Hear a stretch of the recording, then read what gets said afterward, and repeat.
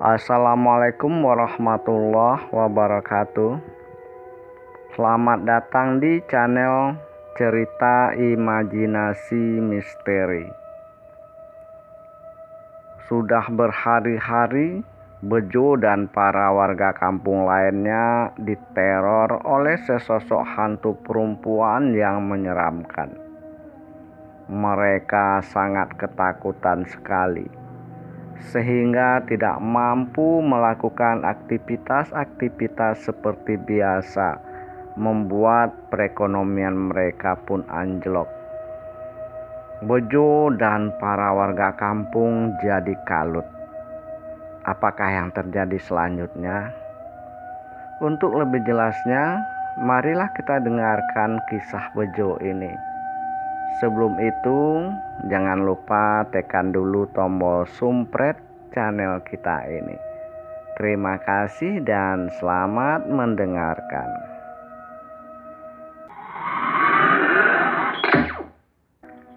Malam itu sekitar jam 10, Bejo dalam perjalanan menuju pulang ke rumahnya yang berada di sebuah kampung di pinggiran kota. Jarak antara kota dan rumah Bejo ini sekitar 5 km. Baru saja sekitar 2 km Bejo menempuh perjalanan berbatu menuju rumahnya. Tiba-tiba hujan lebat pun turun. Petir silih berganti menyamar-nyamar. Angin pun bertiup dengan kencang. Bejo tidak kuat untuk terus menelusuri jalan kampungnya ini yang banyak sekali batu dan lubang-lubang di dalam hujan lebat, sebab badan jalan sudah tertutup oleh air sehingga ia sangat susah menentukan mana jalan yang layak dijalani dan mana lubang yang mesti dihindarkan. Karena itulah Bejo memutuskan untuk mencari tempat singgah saja, menunggu hujan reda dan air yang menggenangi badan jalan surut. Tapi di sepanjang jalan kampung mereka ini tak ada rumah yang bisa dijadikan tempat berteduh. Terus saja Bejo memacu sepeda motornya dalam hujan lebat, walaupun tak bisa berjalan lebih cepat lagi, takut nanti terperosok ke dalam lubang yang akan membahayakan dirinya sendiri. Tiba-tiba saja Bejo ingat dengan sebuah rumah yang sudah ditinggalkan oleh penghuninya. Rumah itu berada tidak jauh lagi di depan Bejo. Bejo berusaha memacu sepeda motornya lebih cepat lagi karena muka dan tangannya yang tidak tertutup oleh pakaian terasa panas dan pedas ditimpa oleh butiran-butiran air hujan. Akhirnya Bejo pun dapat menemui rumah yang ditujunya itu. Langsung saja Bejo menaikkan sepeda motornya ke atas serambi rumah. Ketika mesin sepeda motornya dimatikan, Bejo agak terkaget juga sebab di sana tak ada sedikit pun cahaya penerangan yang mampu ia lihat, sebab di sekelilingnya hanyalah hutan dan kebun-kebun yang tidak ada lampunya. Kecuali ketika kilat menyambar, barulah Bejo bisa melihat alam sekelilingnya. Karena saat itu tentu saja cahaya kilat menerangi seantero tempat Bejo berada. Akhirnya Bejo merapatkan tubuhnya pada dinding rumah. Kebetulan di belakang Bejo saat ini tempat ia merapatkan tubuhnya adalah sebuah pintu jendela. Ketika Bejo merapatkan tubuhnya di jendela yang ada lubang-lubang jerujinya, Bejo merasakan ada aroma busuk yang menusuk hidung. Bejo mengira itu hanyalah bangkai tikus saja yang mati di dalam kamar sana. Lama-kelamaan menyandarkan punggungnya pada daun jendela, Bejo merasa terganggu juga oleh aroma busuk dan tak sedap yang keluar dari dalam kamar melalui celah-celah jendela.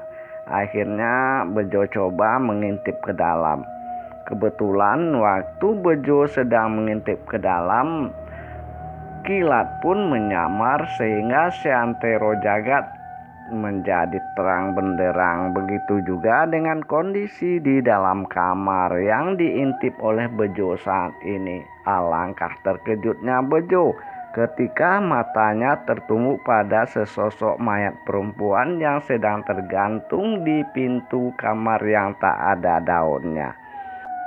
Bejo dapat melihat dengan jelas bagaimana kedua bola mata mayat perempuan itu terbelalak dan lidahnya pun terjulur hingga menutupi dagu. Bejo bergemetar, dia tak kuat melihat terlebih lama lagi. Akhirnya Bejo memutuskan untuk meninggalkan saja tempat ini walau hujan masih turun dengan amat lebatnya.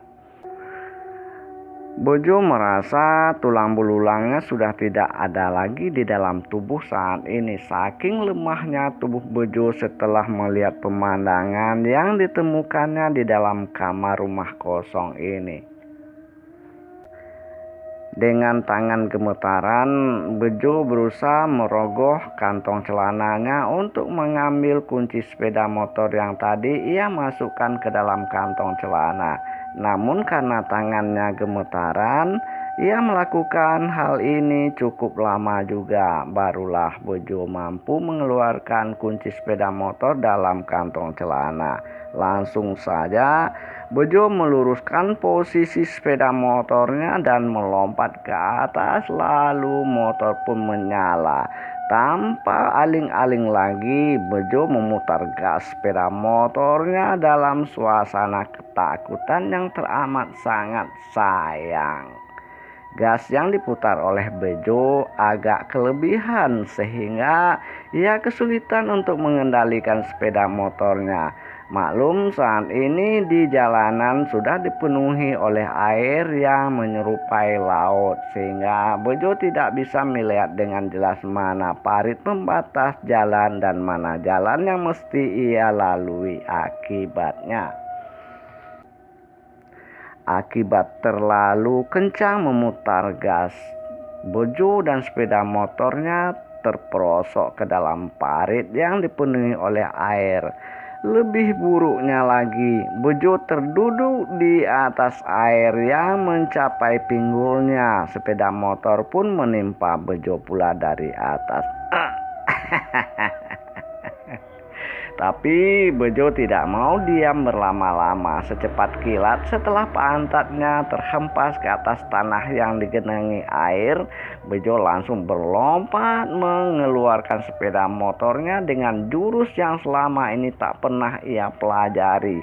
Bersusah payah Bejo menarik sepeda motornya yang sudah terperosok ke dalam parit. Dengan kekuatan super yang entah dari mana, sebentar saja sepeda motor Bejo ini sudah berada di luar parit dan di posisi yang benar. Bejo pun langsung menyorong sepeda motornya tanpa pikir panjang lagi.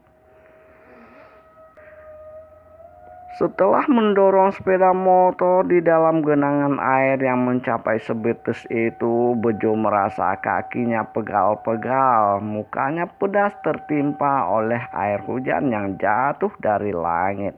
Barulah Bejo ingat kenapa mesin motor belum juga dinyalakannya. Ketika itu juga Bejo langsung menekan starter. Alhamdulillah sepeda motor menyala. Bejo tidak tunggu terlebih lama lagi. Langsung Bejo melompat, putar gas, langsung jalan meninggalkan tempat yang sangat tidak disenanginya ini. Bejo tidak peduli mana lubang, mana jalan yang layak dilalui. Yang penting bisa jalan dengan secepatnya. Gas motor diputar kencang sekali, tapi karena air terlalu banyak menggenangi jalan, laju sepeda motor sedikit terhambat. Namun lumayanlah, Bejo cukup tangkas mengendarai sepeda motornya. Dalam keadaan begini, lubang-lubang kecil pun ia bisa melewati dengan tangkas, walau seringkali ia mengeluarkan suara karena sepeda motornya terperosok ke dalam lubang. Untung air tidak mencapai mesin dan sepeda motornya tetap bisa menyala dan berjalan dalam kecepatan darurat.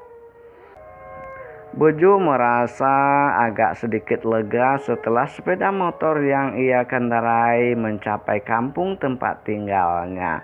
Sebab sekarang ia sudah melihat cahaya lampu bertebaran di sana sini menerangi rumah-rumah penduduk. Tapi sayang, baru beberapa meter saja Bejo memasuki kampung tempat tinggalnya ini, lampu listrik di keseluruhan kampung mati total. Mungkin ada pemadaman bergilir. Saat lampu mati, pikiran Bejo pun berputar-putar pula. Teringat lagi olehnya apa yang dilihatnya tadi di dalam kamar rumah kosong. Seorang perempuan tergantung di pintu kamar yang tak ada daunnya dengan mata terbelalak dan lidah terjulur. Dada Bejo terasa berdentum-dentum ketika mengingat pemandangan di dalam kamar di rumah kosong tadi. Namun untunglah Bejo bisa menguasai diri secepatnya sehingga laju sepeda motornya tidak terganggu. Walaupun gelap, tapi sepeda motor Bejo ini termasuk baru dan lampunya masih mantap sehingga Bejo bisa melanjutkan perjalanannya dengan tenang. Maklum, di dalam areal perkampungan kondisi jalan jauh lebih baik dari di daerah perkebunan yang tadi banyak lubang dan batu-batu besar berserakan. Sementara di dalam perkampungan ini jalan sudah agak rata walau tidak diaspal, namun cukup keras dan tidak mungkin berlubang karena sering diperbaiki oleh masyarakat secara gotong royong. Ketika melewati warung Pak Mamat yang sering sekali Bejo mangkal di sana, seekor anjing hitam milik Pak Mamat yang juga bernama Si Hitam datang mengejar Bejo ingin bermanja-manja. Maklum, Bejo sudah mengenali sekali anjing hitam milik Pak Mamat ini karena dia sering nongkrong ngopi dan main domino di warung Pak Mamat. Tapi sayang, suasana hati Bejo saat ini tidak ada niat untuk bermanja-manja dan bergelut-gelut dengan Si Hitam. Ketika Si Hitam coba mengejarnya, Bejo langsung menghajar mulut Si Hitam dengan kakinya hingga lepas jugalah sedikit gundah dan emosi di dada Bejo. Akibatnya Si Hitam menjerit mengengkeng-engkeng berlarian menjauhi Bejo yang terus memacu motornya menuju rumah. Sayang, di depan sana ada sebuah lubang yang cukup lebar. Di sana ada pula 2 ekor angsa yang sedang bercanda-canda menikmati jernihnya air hujan yang turun dari langit. Mungkin angsa itu akan mengira Bejo akan takut kepada mereka. Sungguh di luar dugaan angsa-angsa itu. Bejo dengan memejamkan mata langsung saja memutar gasnya dengan kencang sehingga kedua angsa itu kelabakan berlarian menghindar. Tak mungkin Bejo memikirkan nasib kedua angsa ini di depan sepeda motornya karena nasibnya juga sedang terancam oleh teror sesosok hantu yang sangat menyeramkan. Sedih juga sepertinya kedua angsa ini karena biasanya Bejo selalu berbuat baik kepada mereka ketika berselisih dan ketika melihat mereka bermain-main di tengah jalan.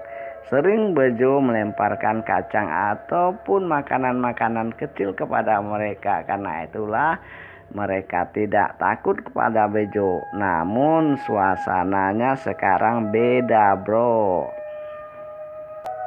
Setelah sekian lama berjibaku dalam ketakutan menelusuri jalan kampung berlobang dan berbatu yang digenangi air pula di bawah hujan lebat, akhirnya Bejo sampai juga ke rumah. Bejo bersyukur kepada Allah setinggi langit dan sedalam lautan, karena Allah telah memberikan keselamatan kepadanya hingga tak kurang satu apapun sampai ke rumah. Namun Bejo juga tidak menunaikan salat Isya. Malah Bejo langsung tidur pulas di ranjangnya. Syukur apaan tuh?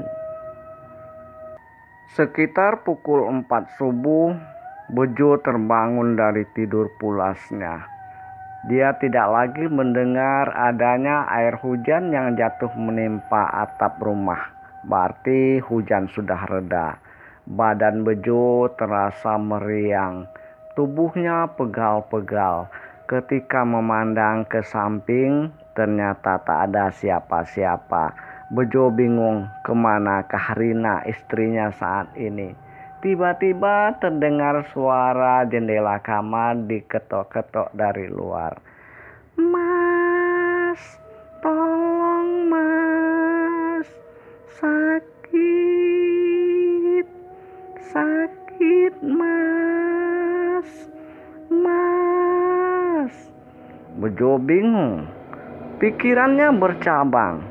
Dalam satu sisi dia merasa ada perempuan yang meminta tolong dari luar jendela kamarnya. Apakah itu Rina istrinya? Atau cabang lain pikirannya menimbulkan rasa ngeri. Namun dia merasa ada kemungkinan istrinya yang minta tolong sebab saat ini istrinya tidak berada di sampingnya. Dengan bermalas-malasan dan setengah jengkel, Bejo berdiri menghampiri jendela lalu menyibakkan gorden yang menutup jendela dari dalam. Bejo coba mengintip keluar. Astagfirullahaladzim, Bejo langsung terduduk sebab di luar, di bawah penerangan lampu rumah yang terpasang di atas jendela kamarnya, Bejo melihat dengan jelas sesosok tubuh perempuan dengan tali masih melilit di lehernya. Sementara kedua mata perempuan itu membolala dan lidahnya terjulur persis seperti perempuan yang tergantung yang dilihat Bejo di dalam rumah kosong saat berteduh hujan sore tadi. Baru saja pantat Bejo menyentuh lantai gedebuk bagaikan karet saja, Bejo langsung melompat lagi dan berlari keluar kamar mencari-cari istrinya. Ketika itu ia melihat istrinya baru saja keluar dari kamar mandi. Tapi sayang langkah Bejo terlalu kencang sehingga istrinya yang baru saja hendak keluar dari kamar mandi langsung diseruduk oleh Bejo karena lari Bejo terlebih. Akibatnya Rina yang baru saja hendak keluar dari pintu kamar mandi masuk lagi terdorong oleh tubuh Bejo ke dalam kamar mandi. Naas bagi Rina, kebetulan bak yang berisi air penuh berada persis lurus dengan arah pintu masuk kamar mandi. Akibatnya Rina tersorong, terjerembab, terduduk, seluruh tubuhnya masuk ke dalam bak mandi, terutama pantat hingga ke lutut dan punggungnya terendam basah. Padahal saat itu pukul 4 subuh saat dingin-dinginnya. Rina kaget, dia ngomel panjang pendek. Tapi Bejo hanya senyum kusam saja sambil berdiri lalu keluar dari kamar mandi tanpa mempedulikan istrinya yang masih terduduk di dalam bak mandi. Tapi ketika hendak melanjutkan perjalanannya ke ruang tengah dan masuk lagi ke kamar, langkah Bejo tiba-tiba terhenti karena ingatannya kembali pada apa yang dilihatnya di luar jendela tadi. Mau tak mau dia langsung memutar tubuh dan masuk kembali ke kamar mandi dan menolong istrinya yang sedang terduduk di dalam bak. Walaupun Rina ngomel panjang pendek memaki-maki Bejo, namun Bejo diam saja. Karena saat ini ingatan Bejo taklah ada pada Rina melainkan pada apa yang dilihatnya di luar jendela kamar tadi. Bejo selalu mengutip di belakang Rina saat Rina mengganti pakaian. Sepertinya dia sangat perhatian sekali kepada istrinya itu. Padahal di dalam hatinya ia hanya ingin dekat kepada Rina saat ini karena takut dengan apa yang didengarnya di luar kamar tadi.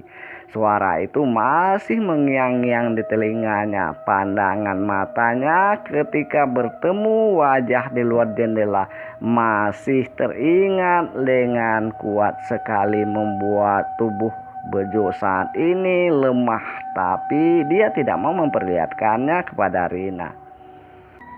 Kemudian mereka pun masuk ke dalam kamar tidur. Lalu Bejo coba memasang kuping benar-benar. Ternyata tak ada lagi suara-suara yang mengidikkan tadi.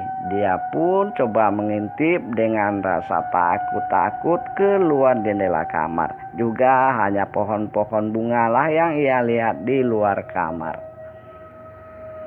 Bejo bersyukur lagi kepada Allah setinggi langit dan sedalam lautan. Namun ketika saat itu azan subuh terdengar berkumandang di masjid yang tak jauh dari rumah mereka. Bejo malah langsung bergolek-golek di atas ranjang mereka tanpa mau peduli dengan panggilan yang dikumandangkan oleh muazin dari masjid. Bejo merasa tubuhnya sakit-sakit dan terasa amat panas.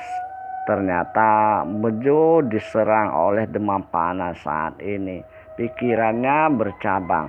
Di satu sisi dia merasa tubuhnya letih, lemas, capek, dan tak bertenaga. Di sisi lain pikirannya pula terbayang dengan apa yang dilihatnya di rumah kosong tadi malam.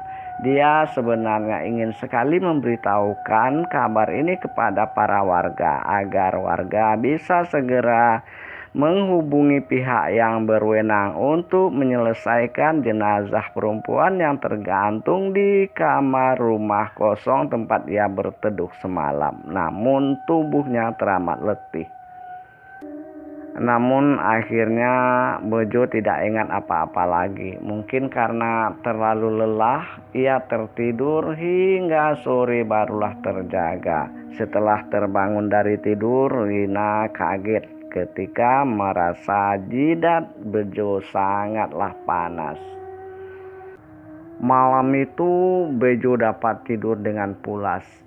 Karena setelah minum obat yang diberikan oleh Rina, ia merasa tubuhnya agak mendingan. Panas yang tadi mendera sekujur tubuh sudah berkurang. Akhirnya saat subuh tiba, Bejo pun terbangun dari tidur. Tapi ketika dia mencari sana-sini, keberadaan Rina tak ada di rumah. Bejo coba keluar dari kamar tidurnya. Ternyata rumah kosong, pintu depan tertutup. Bejo membuka pintu, ternyata tidak dikunci. Bejo pun duduk berjemur di teras depan. Mungkin waktu itu sudah mencapai pukul 8 pagi. Tak lama Bejo duduk di depan rumah, barulah Rina pulang bersama beberapa orang ibu-ibu lainnya. Baru saja berdiri di teras rumah, Rina langsung membeberkan pengalamannya waktu pergi bersama ibu-ibu tadi. Ternyata mereka pergi melihat beberapa orang polisi dan perawat mengunjungi rumah kosong yang berada di pertengahan jalan menuju kampung mereka. Di sana kata Rina ditemukan seorang perempuan yang tak dikenal tergantung di dalam kamar rumah kosong itu. Darah Bejo berdesir. Rupanya baru sekaranglah orang-orang tahu, kata Bejo di dalam hati. Namun dia tidak mengatakan hal itu kepada Rina. Dia hanya pasang wajah senyum-senyum saja pada Rina. Rina pun tidak menduga kalau suaminya ini telah pernah berkenalan dengan jenazah perempuan yang tergantung di kamar rumah kosong itu. Lalu jenazahnya dibawa kemana, Rin? Kata orang-orang dibawa ke puskesmas sampai ditemukan keluarganya, Mas. Setelah keluarganya ditemukan, barulah jenazah itu akan dikebumikan. Kata orang-orang sih, Mas. Kata Rina menerangkan kepada Bejo yang terbengong-bengong saja di kursi samping Rina. Oh, begitu, jawab Bejo singkat saja. Lalu Bejo pun masuk kembali ke dalam kamar dengan alasan tak enak badan. Bejo pun bergolek lemas di atas pembaringannya. kampung tempat tinggal Bejo geger dengan adanya penemuan mayat perempuan tergantung di rumah kosong. Bermacam komentar dan pendapat berhamburan dari mulut para warga. Ada yang mengatakan begini, ada yang mengatakan begitu, ada pula yang cuma diam saja. Tapi sebenarnya di dalam hati mereka timbul rasa ngeri. Untunglah ya Mas, jenazahnya tidak dimakamkan di kampung kita ini. Kalau seandainya jenazah itu dimakamkan di kampung kita ini, apa kita tidak ngeri? Kata Rina kepada suaminya Bejo yang saat itu masih berselimut di atas ranjang di dalam kamar. Entahlah Rin, aku tak ngerti persoalan itu kok. Bagiku yang penting cepat sembuh dan bisa kerja seperti biasanya sudah cukup, kata Bejo tenang-tenang saja. Sementara jauh di dalam lubuk hati Bejo sana, dia merasakan rasa ngeri yang sangat luar biasa. Sebab dia sudah merasakan teror dari jin korin perempuan yang gantung diri itu. Namun dia tidak berani menceritakan kepada Rina istrinya. Sebab ia takut Rina akan lebih takut lagi dari dirinya sendiri. Setelah jenazah perempuan yang ditemukan gantung diri itu dibawa ke puskesmas tengah harinya, kembali kehidupan di kampung tempat tinggal Bejo ini berjalan seperti biasa. Orang-orang tidak ada lagi yang mempedulikan persoalan ini sebab mereka tidak mengenali almarhumah. Keesokan harinya, karena tubuhnya sudah merasa mendingan seperti biasa, Bejo pergi ke kebun karetnya untuk menyadap getah. Bejo hanya berjalan kaki saja ke kebun karet miliknya itu karena letaknya tidak terlalu jauh di belakang rumah tempat ia tinggal. Sebuah rantangan di jinjingnya pula subuh itu menuju kebun karet. Setelah tiba di kebun, Bejo langsung masuk ke dalam gubuk yang ada di tengah-tengah kebunnya. Setelah meletakkan rantangan yang berisi bekal makan siang nanti untuknya, Bejo langsung mengganti pakaiannya dengan pakaian khas yang selalu dipakainya dalam menjalankan aktivitasnya di kebun karet. Mas, tolong Mas, sakit Mas, sakit. Sayup-sayup Bejo mendengar ada suara perempuan minta tolong kepadanya. Waktu itu Bejo sedang menderes karet yang berada di pinggir sungai. Bejo merasa merinding mendengar suara yang didengarnya ini sebab bagi Bejo suara itu tak asing lagi. Sudah pernah ia mendengar suara itu di saat menjelang subuh di dalam kamarnya. Bejo segera saja meninggalkan pohon karet yang sedang disadapnya. Buru-buru Bejo mendekati gubuk tempat ia bertukar pakaian tadi. Ketika dia membuka pintu gubuk yang sengaja ditutupnya waktu pergi menderes, Bejo terhenyak karena di dalam gubuknya sekarang duduk sesosok perempuan dengan mata membolalak dan lidah terjulur. Di lehernya pun ada seutas tali tambang. Darah Bejo tersirat, tubuhnya lemas, dadanya bergemuruh, kakinya pun seolah tak bertulang lagi. Ketika matanya bertemu dengan perempuan yang sedang duduk di dalam gubuknya, dia tak menyangka sedikit pun kalau hantu gorin perempuan yang gantung diri itu akan sampai ke gubuk tempat dia bekerja di kebun karetnya ini. Baru saja pantat Bejo menyentuh tanah bagai bola karet, langsung dia melompat dan kabur meninggalkan gubuk menuju rumah. Dengan napas terengah-engah akhirnya Bejo sampai juga ke rumah. Namun dia tidak langsung masuk. Setelah sampai di belakang rumah, Dia berdiri memandang ke arah kebun karetnya sana.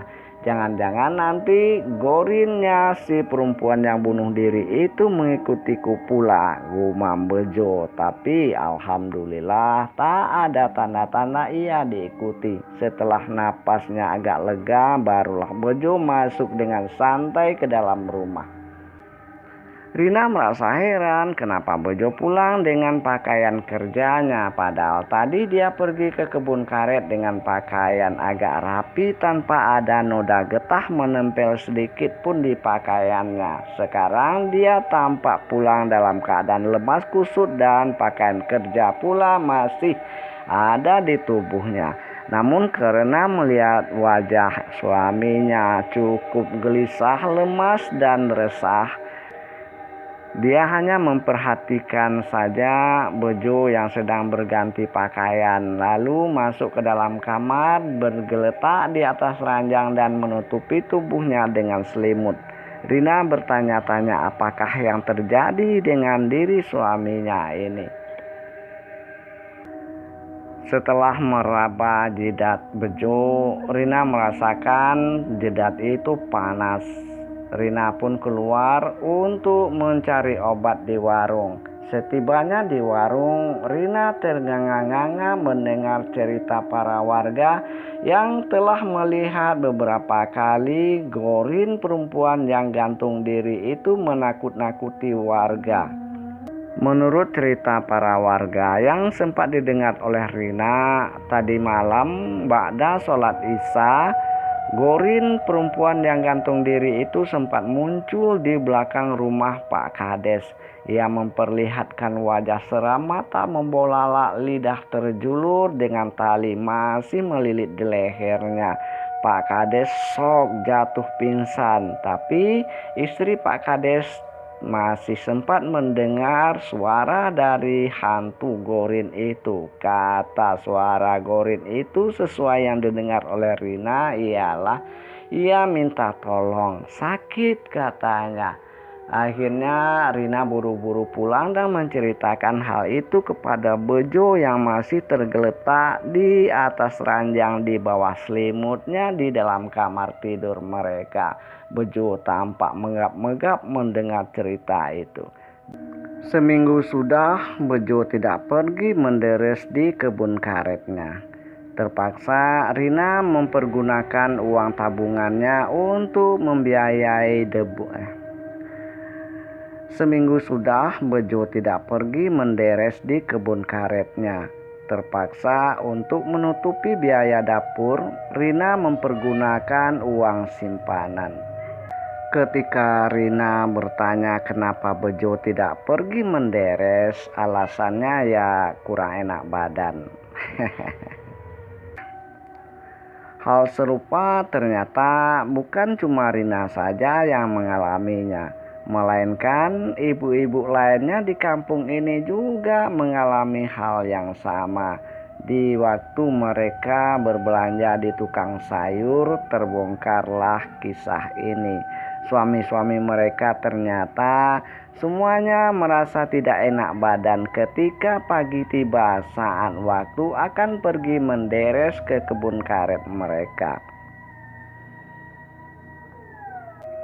Bukan cuma Bejo saja rupanya yang mendapatkan teror menakutkan dari hantu Gorin perempuan yang gantung diri di rumah kosong itu, melainkan rata-rata semua orang-orang yang menderes di kebun karet di sekitar desa mereka ini sudah mengalami hal yang menakutkan itu, hingga mengakibatkan mereka tidak berani pergi menderes ke kebun-kebun karet mereka. Tentu saja tidak ada getah yang bisa dijual dan tentu pula tak ada uang masuk. Akibatnya tentulah istri-istri mereka yang kerepotan menutupi biaya dapur agar dapur-dapur rumah mereka tetap ngepul.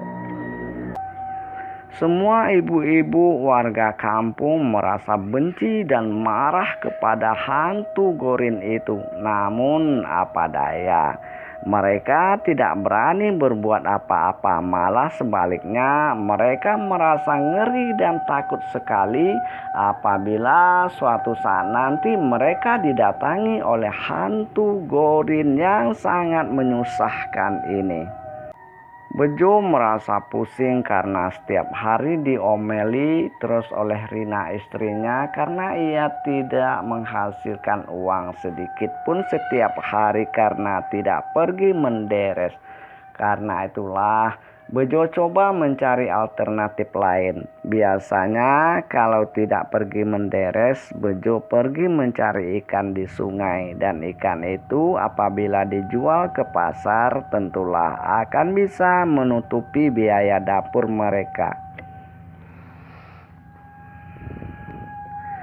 Akhirnya Bejo memutuskan pagi itu untuk pergi menjala ikan ke sungai bersama Anto kawan akrabnya. Mereka pun berangkatlah menggunakan perahu yang selalu mereka pergunakan ketika pergi menjala ikan di sungai. Waktu itu masih siang, sekitar pukul 10 pagi. Anto dan Bejo mendayung perahu ke arah hilir sambil menghanyutkan jaring mereka. Setelah sekian lama jaring dihanyutkan, mereka pun menghentikan perahu di bawah sebatang pohon yang agak rindang. Di sanalah mereka mulai menarik jaring mereka dan mengutip ikan-ikan yang nyantol di jaring tersebut. Anto dan Bejo agak lega karena ikan yang mereka tangkap lumayan dari biasanya. Mereka asik bercanda gurau sambil mengutipi ikan-ikan yang nyantol di jaring mereka ini. Sebatang rokok pun dibakar oleh Bejo dan ditarik dengan nikmat sekali. Dengan harapan nanti ketika pulang membawa hasil penjualan ikan, istrinya tidak bawel lagi. Begitu juga halnya dengan kawan sepekerjaannya ini. Tolong mas, sakit mas. Bejo terperanjat mendengar suara yang sudah tak asing lagi baginya itu. Kontan saja dia menatap ke atas pohon tempat mereka berlindung dari panas pagi saat itu. Alangkah terkejutnya Bejo ketika di atas pohon itu tampaklah sesosok perempuan dengan mata membolala dan lidah terjulur. Tali masih melilit di lehernya menatap ke arah Bejo dan Anto. Anto langsung melompat ke sungai tanpa berpikir apa-apa lagi. Begitu juga halnya dengan Bejo. Berpacu renanglah mereka berdua ke seberang sana tanpa mempedulikan perahu dan jaring mereka. Untunglah waktu berhenti di bawah pohon besar tadi, Anto yang mengemudikan perahu sudah menambatkan perahu mereka di sebuah akar pohon yang besar dan kuat, sehingga perahu itu tidak mungkin hanyut. Karena itu bisalah Anto dan Bejo berlomba renang secepat-cepat mereka bisa ke seberang sana. Setelah finish di pinggir tebing sana, mereka tidak berhenti. Mereka langsung melompat ke atas tebing dan tancap gas lagi tanpa memikirkan arah dan tujuan yang pasti. Yang jelas mereka berlari berdua. Tak tentu semak belukar yang mereka lewati berduri dan berakar yang membuat mereka sering terjungkal bangun. Yang penting selamat. Akhirnya pulanglah Bejo ke rumah memberikan laporan kepada istrinya. Tak ada seekor ikan pun yang nyangkut di jaring mereka. Tapi Rina merasa heran kenapa tubuh suaminya berlumuran darah dan gores-gores seperti tercakar-cakar. Setelah mendesak, ngakulah Bejo bahwa ia dan Anto dikejar oleh Gorin, hantu perempuan yang menyusahkan itu. Namun masih syukur juga lah bagi Bejo dan Anto. Setelah istri-istri mereka mengetahui penderitaan mereka, berlarian lomba renang dan lomba lari di dalam semak belukar. Mereka tidak tega pula untuk bawel kepada istri mereka yang sedang menderita lahir batin saat ini. Malam itu Anto merasa tubuhnya pegal-pegal, sakit-sakit dan pedih-pedih setelah luka-lukanya dicuci dengan alkohol oleh istrinya. Ia merasa sakit di tubuhnya ini melebihi dari sakit waktu sunat kemarin. Tapi harus bagaimanapun, yang namanya luka gores tercakar duri waktu lari berpacu dengan bejo tadi harus dicuci dengan alkohol agar cepat sembuhnya. Ketika Anto sibuk-sibuknya meringis menahan sakit ketika gores-gores di tubuhnya diolesi alkohol oleh sang istri. Sayup-sayup Anto mendengar di belakang rumahnya ayam-ayam milik mereka berhamburan keluar kandang, ribut, berkotek, berkokok, berlarian seperti ada sesuatu makhluk yang sedang mengganggu istirahat ayam-ayam itu. Padahal sekarang sudah menunjukkan pukul 10 malam. Anto menduga tentulah orang yang sedang berusaha mencuri ayam-ayam miliknya. Padahal dia sudah berencana untuk menjual ayam itu esok pagi untuk menutupi biaya dapur. Namun alangkah sialnya seandainya ayam-ayam yang akan dijual esok pagi itu dicuri orang pula malam ini. Anto marah sekali. Dia masuk ke kamar tanpa mengingat rasa sakit di sekujur tubuhnya. Dia ambilnya lampu senter, kemudian singgah ke dapur mengambil sebuah golok. Dibukanya pintu dapur lalu melompat keluar bagai pendekar tanpa tanding. Tapi alangkah terkejutnya Anto ketika sampai di depan kandang ayam. Tanpa dikomando, dia langsung melompat mundur dan kabur ke dalam rumah. Pintu langsung ditutupnya kemudian. Ternyata di depan kandang ayam, Anto melihat sesosok tubuh perempuan sedang memakan seekor anak ayam dengan lahapnya. Anto menggidik melihat hal itu. Anto ingat ketika memandang mata makhluk yang terbelalak dan lidah terjulur sambil mengunyah-ngunyah daging ayam mentah. Di lehernya ada tali yang melingkar. Berdesir darah di dada Anto. Pastilah itu Gorin hantu sialan. Namun sungguh demikian pun Anto hanya berkutat-kutat saja di dalam rumah. Ia merasa ngeri untuk menghadapi Gorin itu. Namun Anto hanya mampu berkutat-kutat saja di dalam rumah bagai ayam betina yang mau bertelur. Istrinya menjadi heran mengapa suaminya yang tadi galak memburu keluar bagai pendekar tanpa tanding sekarang tersurut mundur, tak ada nyali sedikit pun, malah duduk termenung gemetar di dinding dapur. Tanpa pikir panjang, suami Anto ini sudah emosi juga mendengar jeritan ayam yang menggigitkan di kandang di belakang rumahnya itu. Langsung saja tanpa aba-aba lagi dia membuka pintu dan keluar. Tapi setiba di depan kandang ayam, tanpa komando pula ia melompat meniru gaya Anto. Bahkan gaya istri Anto ini tak kalah menarik dibanding gaya Anto tadi. Pintu ditutup rapat. Duduklah pula istri Anto ini dalam keadaan gemetar di samping Anto. "Itu ya mas, hantunya," kata istri Anto gemetaran bertanya kepada Anto. Iya. Lama-kelamaan Bejo tidak pergi menderes membuat Rina sebal juga. Sebab Uang tabungan yang selama ini disimpan-simpannya sudah ludes untuk menutupi biaya dapur agar bisa ngepul, ditambah lagi biaya rokok Bejo yang tak putus-putusnya setiap saat.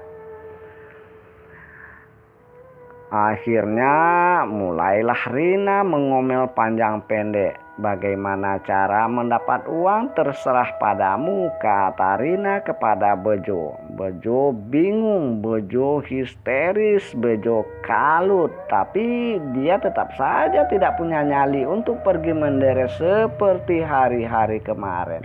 Malam itu sudah menunjukkan pukul 10 malam. Bejo duduk termenung bodoh di dapur rumahnya sambil meminum bergelas-gelas air putih.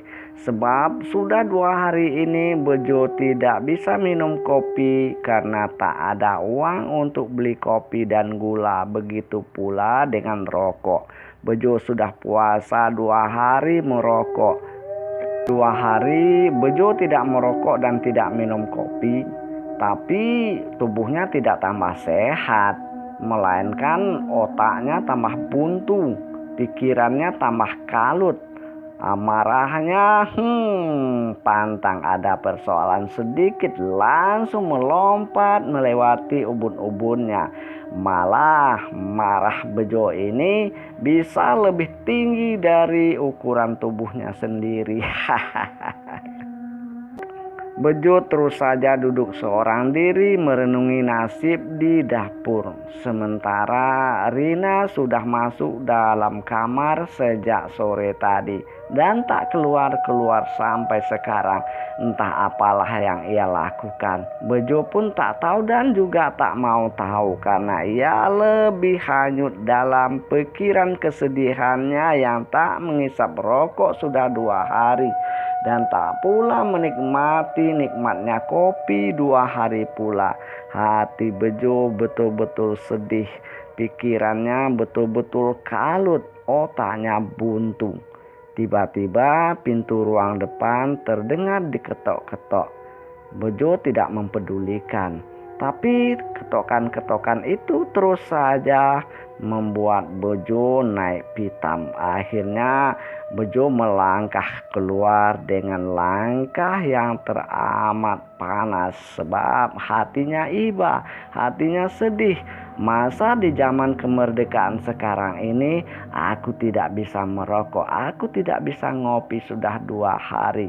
Ini siapakah orang yang mengganggu diriku saat susah seperti sekarang ini? Gumam Bejo dalam hatinya. Tiba-tiba pintu dibuka. Wow, tampaklah Gorin dari hantu yang membunuh diri dengan cara menggantung diri di rumah kosong tempat Bejo berteduh kemarin. Sekarang Bejo tidak lagi lari, melainkan langsung menghambur ke arah hantu tersebut. Hantu kampret bikin susah orang, kata Bejo. Langsung menghambur dan menghajar hantu itu dengan pukulan-pukulannya. Rina, cepat bawa ke sini, cangkul, kata Bejo. Rina keluar kamar heran apa yang terjadi. Dia menurut saja, langsung saja Rina ke belakang mengambil cangkul dan melemparkan kepada Bejo. Baru saja cangkul dilemparkan, Rina langsung pingsan melihat yang dihadapi Bejo saat ini adalah sosok Gorin yang selama ini menakut-nakuti mereka. Bejo mengambil cangkul yang baru saja dilemparkan oleh Rina. Cangkul itu dihajar-hajarkannya kepada hantu Gorin itu. Wah, mampus kau, biar ku kubur kau sekali lagi. Belum cukup rupanya kau dikubur sekali. Ya, sini, buba. Bejo ngamuk kalang kabut. Rina kaget terbangun dari pingsannya. Timbul pula lah keberaniannya melihat Bejo begitu bagus menghajar hantu yang sangat menjijikkan itu. Rina menjerit-jerit karena merasa emosinya tersalur. Selama ini dia tidak bisa meluahkan emosinya karena terancam uang belanja. Sekarang ada kesempatan. Menjerit-jeritlah Rina memaki-maki hantu kurang ajar itu. Tiba-tiba para warga kampung pun heran Ketika melihat Bejo menghajar-hajar hantu Gorin yang selama ini menyusahkan kehidupan mereka, timbullah keberanian mereka beramai-ramai. Mereka mengerubuti hantu Gorin tersebut. Tanpa pikir panjang, hantu Gorin itu pun kabur. Ampun, ampun, jangan, ampun, kurang ajar, sini kau, ini cangkul, biar aku kubur kau sekali lagi. Belum cukup rupanya kau dikubur sekali, kata Bejo. Tampak pula para warga kampung mengambil batu, kayu, dan apa saja yang bisa mereka ambil. Lalu cicing hantu Gorin itu kabur entah kemana. Takut juga rupanya hantu itu pada orang-orang ramai. Orang-orang itu malah tambah bersemangat ketika melihat hantu Gorin itu kabur. Kalau tadinya mereka hanya melihat-lihat jauh, ketika hantu Gorin itu kabur setelah dihajar dengan cangkul oleh Bejo, yang tadi cuma duduk-duduk termenung dan terbengong-bengong, sekarang malah lebih bersemangat lagi daripada Bejo. Ramailah kampung ini mengejar hantu Gorin. Hantu Gorin pun cicing. Alhamdulillah, sejak saat itu bebaslah kampung mereka dari teror-teror yang dilakukan oleh hantu Gorin perempuan yang bunuh diri di kamar rumah kosong di pertengahan jalan menuju kampung mereka ini. Setelah kejadian malam itu, keesokan harinya mulailah 1-2 orang warga pergi memberanikan diri untuk menderes kebun-kebun karet mereka. Kalau mereka masih takut-takut, mereka membawa istri untuk menemani mereka bekerja. 2-3 hari kemudian pun mulai banyak pula lah orang-orang yang kembali aktif bekerja di kebun-kebun mereka yang selama ini terbengkalai. Setelah berminggu-minggu kemudian, normal kembalilah kehidupan kampung mereka ini. Roda ekonomi mulai berjalan seperti biasanya. Hantu Gorin itu pun tak pernah terdengar lagi kisah riwayatnya.